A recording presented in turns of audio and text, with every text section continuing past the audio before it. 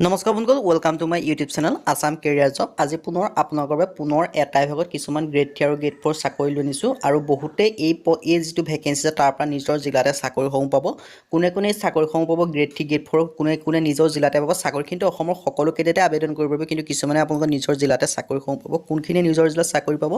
লগতে as criteria কি হয় কোৱালিফিকেশ্যন কিমান লাগিব এই সকলোখিনি কথা এই ভিডিঅ' যোগে আলোচনা কৰা হ'ব যদি ভিডিঅ'টো ভাল পায়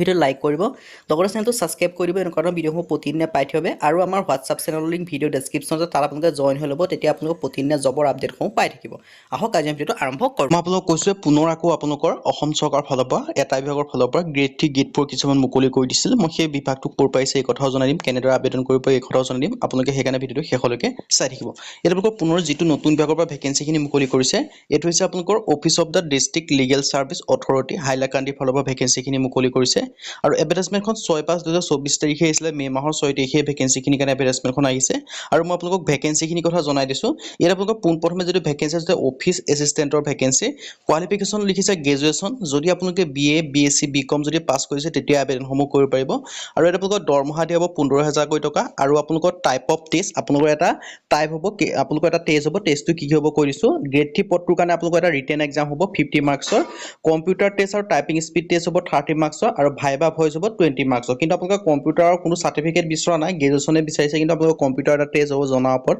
তাৰপৰা যিটো অফিচ পিয়নৰ ভেকেঞ্চি আছে যিটো গ্ৰেড 4 ভেকেঞ্চি হয় ইয়াৰ কাৰণে আপোনালোকৰ 8 পাছৰ পৰা আবেদন কৰিব পাৰিব কিন্তু 12 পাছৰ তলত হ'ব লাগিব মানে 8 পাছ 10 পাছ আৰু 11 পাছলৈকে আবেদনসমূহ কৰিব পাৰিব চেলাৰী আপোনালোকক দিয়া হ'ব 10,000 টকা পাৰ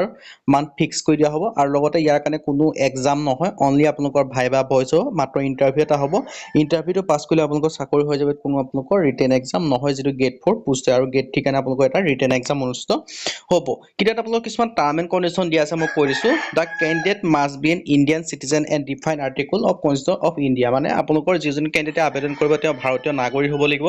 দা candidate must be a graduate from discipline for post of assistant আৰু এছিষ্টেণ্ট যিটো পোষ্ট হয় সেই পোষ্টটোৰ কাৰণে আপোনালোকে গ্ৰেজুৱেশ্যন কমপ্লিট কৰা হ'বই লাগিব তেতিয়াহে আবেদনসমূহ কৰিব পাৰিব আৰু যিটো আপোনালোকৰ পিয়নৰ ভেকেঞ্চি হয় তাৰ কাৰণে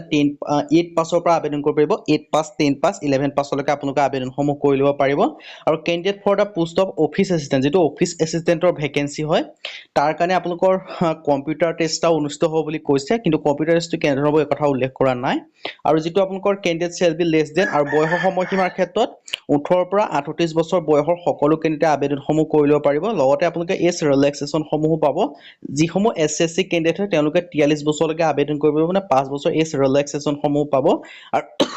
OBC MBC কাৰণে আপোনালোকে 3 বছৰকৈ এজ ৰিলেক্সেশ্যনসমূহ পাব 41 বছৰলৈকে আবেদনসমূহ কৰি ল'ব পাৰিব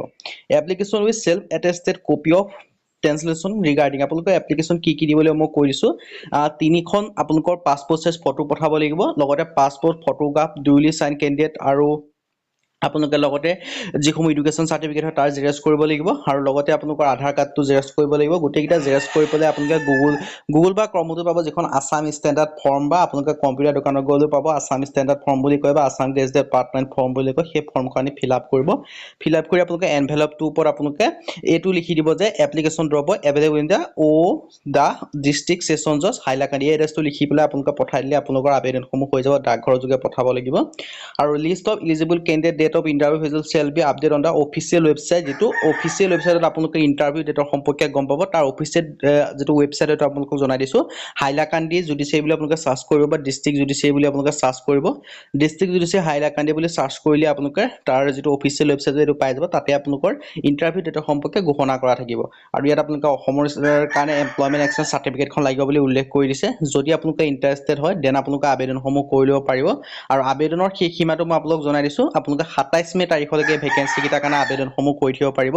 যদি ইণ্টাৰেষ্টেড দেন আপোনালোকে আবেদনসমূহ কৰি দিব আৰু আপোনালোকৰ হাতত বেছি সময় নাই আজি ভিডিঅ' ইমানে যদি ভিডিঅ' ভাল পালে লাইক কৰিব লগতে চেনেলটো ছাবস্ক্ৰাইব কৰি দিব এনেকুৱা ধৰণৰ ভিডিঅ'সমূহ প্ৰতিদিনে পাই থাকিব আজিলৈ বা প্ৰতি ভিডিঅ'ত লগ পাম